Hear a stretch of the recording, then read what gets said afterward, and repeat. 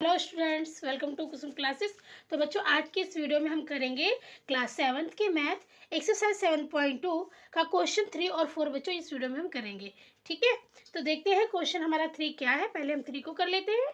Question 3 है बच्चों हमारा कि एक नगर की जनसंख्या 25,000 से घटकर कितनी हो गई, 24,500 रह गई। ठीक है, घटने का प्रतिशत ज्ञात कीजिए।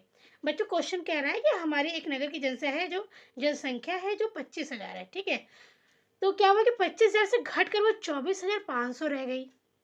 अब हमें इसमें निकालना है घटने का प्रतिशत। ठीक है बच्चों, हमें इसमें क्या निकालना है, घटने का प्रतिशत निकालना है। ये बुक रखने की वजह से थोड़ा सा लाइट हो गया।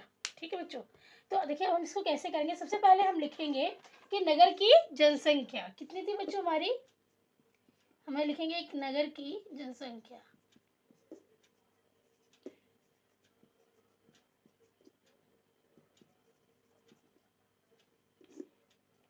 कितनी थी हमारी, 25,000 थी। ठीक है, अब वो घट कर कितनी हो गई, नगर की कम जनसंख्या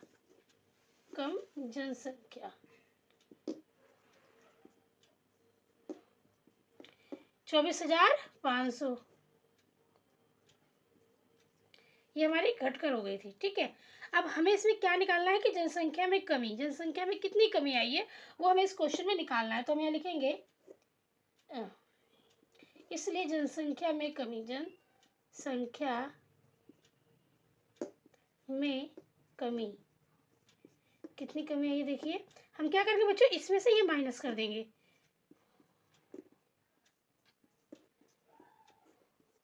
25,000 में से माइनस 24,500। ठीक है, तो जब आप इसमें से ये माइनस करोगे तो देखो आपको कितना आएगा, आप आएगा 500।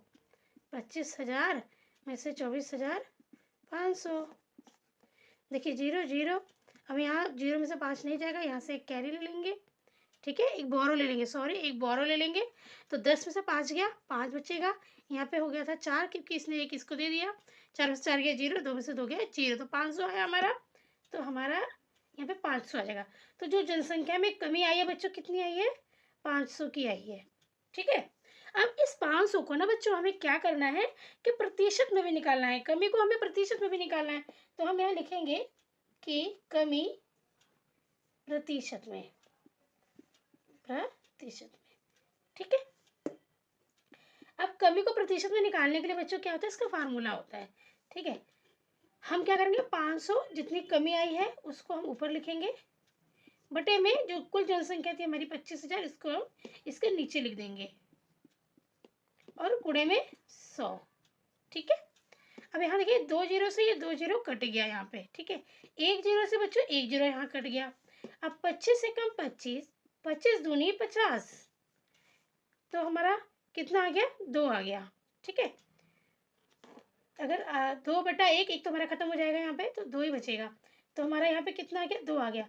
तो जो जनसंख्या में कमी आई है प्रतिशत में हमारी कितनी आई है, 2% आई है। ये हमारी जो कमी आई थी ना 500, तो इसको हमें प्रतिशत में भी निकालना है।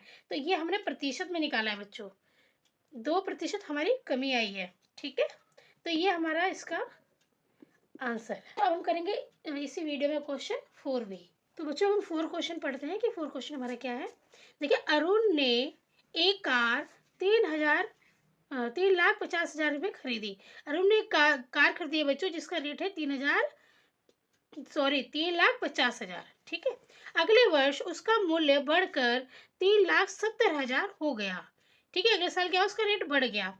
कार के मूल्य की प्रतिशत वृद्धि ज्ञात कीजिए। मतलब जो कार का मूल्य है ना बच्चों, उसको हमें क्या करना है, उसकी वृद्धि को प्रतिशत में भी ज्ञात करना है। ठीक है, तो पहले तो हमें वृद्धि निकालनी है कि कितनी वृद्धि हुई एक साल बाद, और दूसरी बात क्या कि हमें उसकी वृद्धि को प्रतिशत में निकालना है। तो देखिए हम इस क्वेश्चन को कैसे करते हैं। सबसे हम पहले लिखेंगे कि कार का क्रय मूल्य है, जितने उसने कार खरीदी थी। कार का खरीदने को ही ना, किसी भी वस्तु को हम जितने में खरीदते हैं, खरीदने को ही क्रय मूल्य कहते हैं। कार का क्रय मूल्य कितना था बच्चों, 3,50,000। ठीक है, रुपए।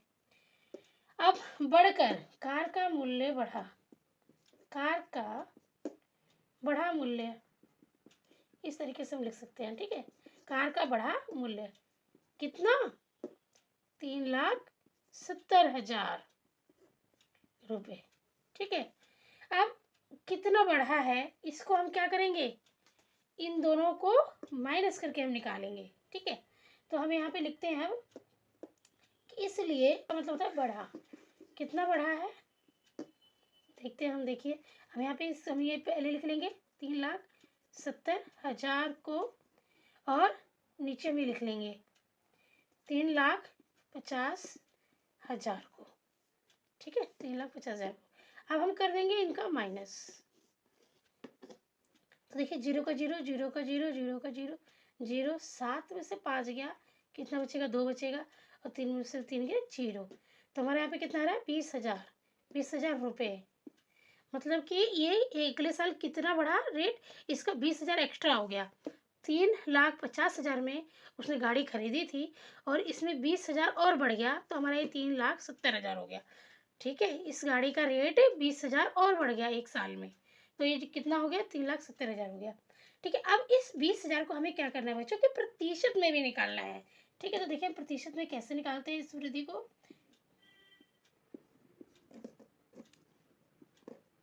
मूल्य में ये पहले हम लिखेंगे मूल्य में वृद्धि, मूल्य में वृद्धि। ठीक है, बटे में हम लिखेंगे ये 3,50,000, मतलब कि क्रय मूल्य जितने में उसने गाड़ी खरीदी थी। सॉरी, यहाँ पर मैं लिखूंगी क्रय मूल्य, क्रय मूल्य गुणे में 100। ठीक है, अब मूल्य में वृद्धि कितनी है, 20,000 है, बटे में क्रय मूल्य कितना है, 3,50,000 है, गुणे में 100। ठीक है, इस तरीके से हम करेंगे। देखिए 2 0 से 2 0 कट गया, अब ये 1 और 2, यहाँ पे 2 0 है, यहाँ से ये 2 0 कट गया। अब हमारा कितना बच रहा है ऊपर, हमारा बच रहा है ये 200 और नीचे 35 बच रहा है। ठीक है, तो देखिए हम इसको कैसे काट सकते हैं, 5 सत्ते 35 होता है, 5 चौक 20, हमारा ऊपर नीचे दोनों 5 से कट जा रहा है। देखिए 5 सत्ते 35 और 5 चौक 20, और ये 0 हमने यहाँ उतार ली, तो यहाँ पर हमारा आ रहा है बच्चों 40 बटे में, हमारा यहाँ पे आ रहा है 40 बटे में 7, 40 बटे में 7। ठीक है, अब हम 7 से 40 को भाग देते हैं, तो देखिए 7 पंजे 35, तो यहाँ पे देखिए यहाँ पे आ जाएगा हमारा 5, यहाँ पे आ जाएगा 0। अब ये हमारा अब नहीं जाएगा आगे। ठीक है, इससे छोटा आगे अगर हमें करना है तो हम पॉइंट लगाकर 0 लगा देंगे, लेकिन वो शेष बचता ही जाएगा, तो हम यहीं रुक जाते हैं। अब देखिए इसको हम कैसे मिश्रित भिन्न में लिखते हैं। ठीक है, देखिए यहाँ पे हमारा हर 7 है, तो इस 7 को हम नीचे ही लिख लेंगे। ठीक है, ये 5 हमारा ऊपर चला जाएगा, नीचे वाला हमारा ऊपर आ जाता है, और ये हमारा यहाँ आ जाएगा आगे। ठीक है, इसको मैं सही से लिख देती हूँ, 5 से 5 बटा 7, 5 सही 5 बटे में 7 प्रतिशत। ठीक है, तो इसका आंसर हमारा कितना आ रहा है, 5 से 5 बटा 7 प्रतिशत आ रहा है हमारा। ठीक है बच्चों, इसका आंसर मिश्रित भिन्न में आएगा। ओके, तो ये हमारा जो है इसका आंसर है। समझ में आ गया होगा आपको, कुछ भी नहीं है, कुछ ज़्यादा खास नहीं है, बस हमने यहाँ पे माइनस किया है, और यहाँ पर क्या किया हमने, वृद्धि निकाल ली है इसके प्रतिशत में। तो हमने क्या किया है, यहाँ पे मूल्य में वृद्धि जितनी थी और क्रय मूल्य था, गुणे में 100 करके हमने काट दिया जो जो कटा है, फिर हमारा मिला 40 बटा 7, और फिर हमने 7 से 40 को भाग दिया, तो हमारा यहाँ मिश्रित भिन्न आ गया, और यही हमारा प्रतिशत का आंसर होगा। ठीक है, जो हमारा प्रतिशत में वृद्धि निकला है वो यही निकला है, 5 सही 5 बटा 7। तो बच्चों दोनों ही क्वेश्चन बहुत अच्छे थे, बहुत ईजी थे। ठीक है, तो उम्मीद करती हूँ कि ये दोनों क्वेश्चन आपको बहुत अच्छे से समझ में आए होंगे, और अगर क्वेश्चन अच्छे से समझ में आया है तो प्लीज़ वीडियो को लाइक करना मत भूलिएगा। ठीक है, और चैनल पे नए तो सब्सक्राइब करना भी नहीं भूलना है आपको।